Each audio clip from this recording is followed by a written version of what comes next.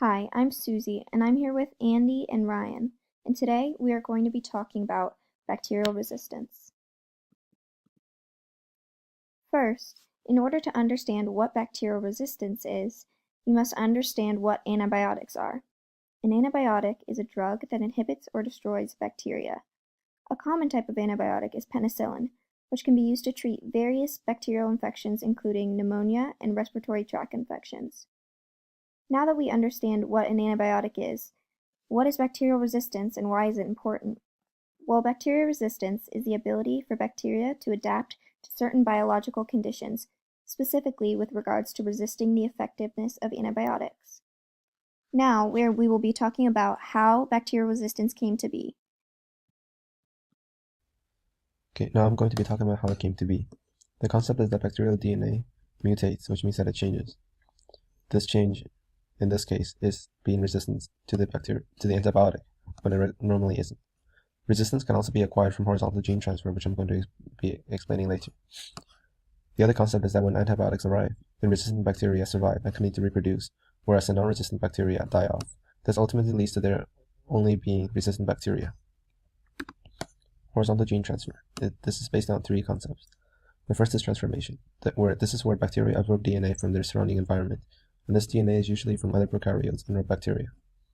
Conjugation is when bacteria transfer genes to another cell, which is usually another bacteria, with a pilus, which brings the bacteria together. Transduction is when bacteria reproduce through bacteriophages, injecting bacteria with DNA. This is basically viruses to bacteriophages helping bacteria reproduce by injecting said bacteria with DNA, because reproduction is about copying DNA onto the next. Binary fission is when the bacteria splits itself into two identical pieces. This means that both the new and the old pieces have the same DNA, which means that there is no genetic variation, which means that nothing has changed from the previous bacteria, which is different from horizontal gene transfer, because this is when the mutated DNA gets passed on to the next. After genes have been transferred, it's interestingly noted that resistance can still increase. Antibiotic resistance is a growing problem in modern medicine due to their overuse, and in hospitals, even minor conditions that would improve naturally over time get prescribed antibiotics. We should only prescribe antibiotics for cases that clearly require them. We can also individually reduce the transmission of diseases with proper sanitary habits, such as like washing your hands. And individually, this would reduce the frequency of bacteria being exposed to antibiotics.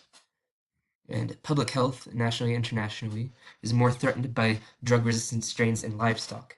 And farmers use antibiotics on produce for human consumption, and they use it because it helps animal growth.